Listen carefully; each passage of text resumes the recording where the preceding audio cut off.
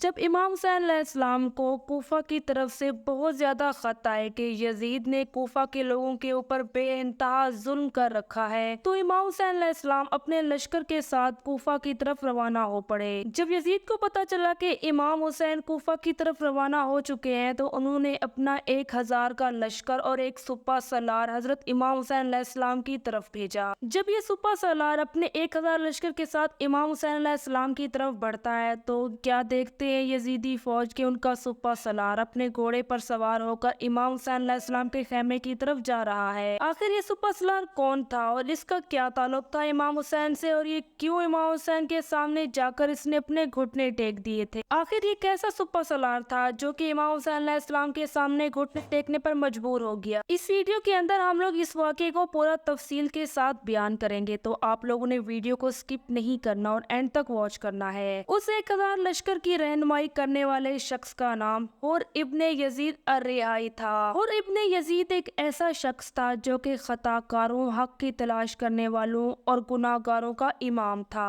جناب حر ایک واحد ایسا شخص تھا جس نے کربلا کی تپتی ریت کے اوپر اپنے آپ کو امام حسین علیہ السلام کے سامنے گھٹنے ٹیکنے پر مجبور کر دیا تھا۔ جناب حر نے اپنے آپ کو یزید کا سپہ سالار بنانے کی بجائے امام حسین علیہ السلام کا سپاہی بننا مناسب سمجھا۔ جناب حر نے عین موقع پر توبہ کی اور جام شہادت نوش کی۔ جناب حر جو کہ قبیلہ بنو تمیم سے تعلق رکھتے تھے، ان کا شمار کوفہ کے بڑے بڑے کمانڈروں میں ہوتا تھا، اور یہی وجہ تھی کہ حر کا شمار بڑے بڑے سپہ سالاروں میں بھی ہوتا تھا۔ جب یزید نے عبید اللہ ابن زیاد کو کوفہ کا گورنر بنایا تو اسے کہیں سے خبر ملی کہ امام حسین علیہ السلام اپنے لشکر کے ساتھ کوفہ کی طرف روانہ ہو چکے ہیں تاکہ وہ بنو امیہ کا تختہ الٹ سکیں۔ جب یہ خبر یزید تک پہنچی تو یزید نے 1000 کا لشکر جناب حر کے سپرد کیا اور کہا کہ جا کر حسین علیہ السلام کا رستہ روکیں۔ ادھر امام حسین علیہ السلام کا قافلہ جو کہ کوفہ کی طرف رواں دوا تھا، جب پورے قافلے کے پاس پانی ختم ہوا تو انہوں نے مقام ذی حسم پر پڑاؤ ڈالا کیونکہ اس کے قریب پانی کی نہر گزرتی تھی۔ جب جناب حر اپنے قافلے کے ساتھ آگے بڑھے تو ان کے قافلے کے پاس پانی کم ہو گیا اور پانی کی قلت کی وجہ سے انہوں نے پانی کو ڈھونڈنا شروع کر دیا۔ جیسے ہی جناب حر اور ان کا لشکر ذی حسم کے قریب پہنچا تو انہوں نے کچھ خیمے دیکھے۔ یہ دیکھ کر جناب حر اپنے گھوڑے سے نیچے اترے اور تلواریں نکال لیں۔ جناب حر کے ساتھ ان کے بیٹے اور ساتھ میں کچھ غلام بھی تھے اور لشکر بھی موجود تھا۔ جناب حر کا لشکر اتنا زیادہ شدید پیاسا تھا کہ انہیں پانی کی بہت زیادہ ضرورت تھی۔ جب انہوں نے امام حسین علیہ السلام کو خیمے سے باہر نکلتے دیکھا تو امام حسین علیہ السلام نے ان کو پانی پینے کی اجازت دے دی۔ نہ صرف حر کے لشکر نے وہاں سے پانی پیا بلکہ انہوں نے اپنے گھوڑوں کو بھی پانی سے سیراب کیا۔ اس کے بعد جناب حر نے امام حسین علیہ السلام کو بڑا سمجھانے کی کوشش کی۔ جناب حر نے امام حسین علیہ السلام سے کہا کہ میں آپ سے جنگ کرنے نہیں آیا ہوں، بس میں صرف اتنا چاہتا ہوں کہ آپ یزید کی بیعت کر لیں یا پھر آپ مدینہ واپس چلے جائیں۔ میں چاہتا ہوں کہ یہاں پر کوئی جنگ نہ ہو اور نہ ہی کوئی خون ریزی ہو۔ جب امام حسین علیہ السلام کو حر نے یہ کہا کہ آپ یزید کی بیعت کر لو تو امام حسین علیہ السلام نے صاف انکار کر دیا۔ پھر جناب حر نے کہا کہ آپ اپنا کوئی راستہ ہی تبدیل کر لیں، آپ اس راستے سے بالکل بھی نہ جائیں ورنہ آپ شہید کیے جائیں گے۔ جناب حر نے مزید امام حسین علیہ السلام سے یہ بھی فرمایا کہ اگر آپ ایک خط لکھیں اور یزید کو بھیجیں تو آپ اور آپ کا اہل بیت بچ جائے گا ورنہ یزیدی فوج آپ کو شہید کر دے گی۔ امام حسین علیہ السلام جو کہ کوفہ والوں کے خط پر کوفہ جا رہے تھے، امام حسین علیہ السلام نے جناب حر سے کہا کہ میں کیسے یزید کی بیعت کر لوں؟ یزید نہ تو اللہ تعالیٰ کے بنائے گئے قانون پر چلتا ہے اور نہ ہی میرے نانا حضرت محمد صلی اللہ علیہ وآلہ وسلم کے بنائے گئے اصولوں پر چلتا ہے۔ وہ شرابی ہونے کے ساتھ ساتھ اپنی رعایا کے اوپر بھی ظلم کرتا ہے،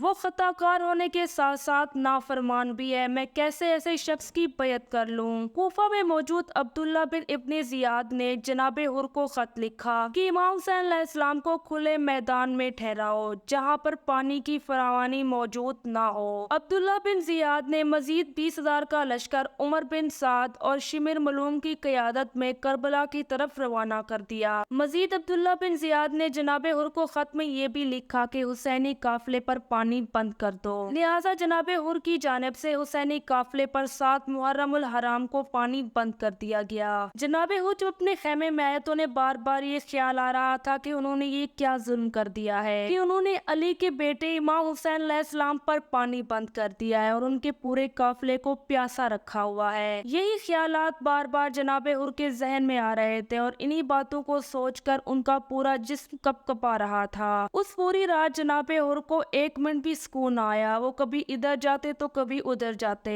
جناب حر کی حالت دیکھ کر ایک سپاہی ان کے پاس آیا اور کہنے لگا کہ آپ کا شمار تو بڑے بڑے کمانڈروں میں ہوتا ہے، لیکن آپ اس طرح کیوں کپ کپا رہے ہو؟ ایسی کیا وجوہات ہیں جو آپ کو اتنا زیادہ پریشان کر رہی ہیں؟ جب سپاہی کے اتنا زیادہ اصرار کرنے پر جناب حر نے فرمایا، میں اپنے آپ کو جنت اور جہنم کے بیچ کھڑا پا رہا ہوں۔ اگر میں چاہوں تو جنت بھی پا سکتا ہوں، اگر میں چاہوں تو اپنے لیے جہنم بھی خرید سکتا ہوں، لیکن مجھے ان دونوں میں سے کسی ایک کا انتخاب کرنا ہے۔ جیسے ہی صبح کا سورج طلوع ہوا، جناب حر اپنے بیٹے کو ساتھ لے کر اور اس کے ساتھ کچھ غلاموں کو لے کر امام حسین علیہ السلام کی خیمے کی طرف بڑھے۔ جب جناب حر حسینی خیمے کی طرف بڑھ رہے تھے تو تمام یزیدی فوج یہ منظر دیکھ رہی تھی اور حر کا لشکر بھی یہ دیکھ کر پریشان تھا کہ آخر جناب حر حسینی خیمے کی طرف کیوں بڑھ رہے ہیں۔ جیسے ہی جناب حر حسینی خیمے کے پاس پہنچے اور گھوڑے سے اترے، انہوں نے اپنی تلواروں کو نیچے پھینک دیا اور امام حسین علیہ السلام کے سامنے گھٹنے ٹیک کر امام حسین علیہ السلام سے معافی مانگنے لگا اور جناب حر یہ فرماتا ہے کہ اے امام حسین، مجھے معاف کر دیں، میں نے آپ کے اوپر پانی بند کیا اور میں نے آپ کا رستہ روکا۔